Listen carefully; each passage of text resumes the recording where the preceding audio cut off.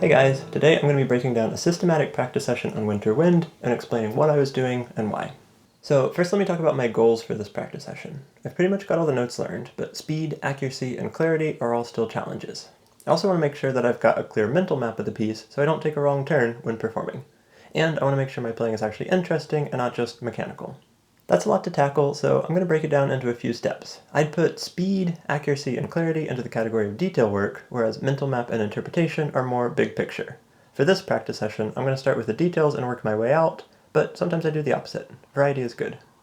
I'm taking a pretty systematic approach here. Basically, I'm setting myself a series of hundreds of tiny little tasks to accomplish and not moving on until each one has been completed. I find that this is a great way to break down daunting tasks into something slightly less daunting. So what I'm doing here is breaking the piece down into tiny little chunks and repeating each chunk until it meets some kind of arbitrary standards. It doesn't have to be perfect since I'll practice the piece more than once before recording it, but I want to make sure I'm nudging it in the right direction.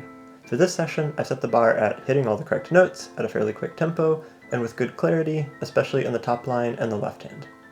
You might have noticed that the chunks I'm playing overlap slightly, in this case by 2 notes. Overlapping chunks usually makes it easier to combine them later. Sometimes I'll just overlap a single note, but sometimes more. Variety is good.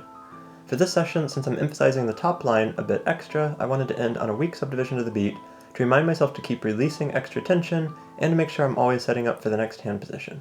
I'm also being really careful to make sure that when I start in the middle of a bar, I'm still using the correct fingering. Super important. Okay, I finished practicing each chunk of the first measure, so now I'm going back and combining them. Since I've just practiced each beat pretty thoroughly, it shouldn't be too much harder to put them all together, but sometimes new issues do pop up. So I'm still trying to hold each bar to the same standards I had when I was working on the individual beats, but again, improvement is a better goal than perfection. Once I'm satisfied that the first measure is in decent shape, I go on and repeat the same process for the second measure, and the third, and so on. Once I reach the end of a section, I like to go back and play through the entire section a few times. This is the fun part. Actually, everything is the fun part. I enjoy practicing. But this is the part where I stop worrying as much about the details and trust the work that I've just done. With each time through, I'm trying to play lighter, faster, and more interestingly.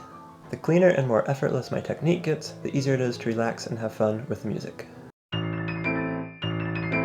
At this point, all that's really left to do is just keep going through each section in the same way I practiced the first section.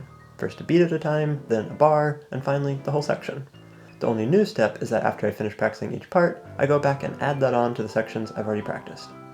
I find that's a great way to keep reviewing and reinforcing the work that I've already done, while also hitting the whole spectrum from really detailed work to big picture stuff.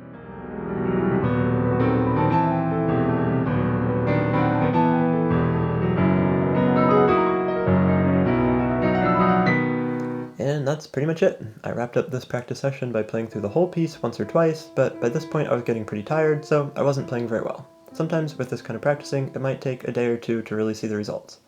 I like to switch up my practice methods pretty often, so the next day I did a much less intense session and found that I was actually playing quite a bit better just after a night's rest.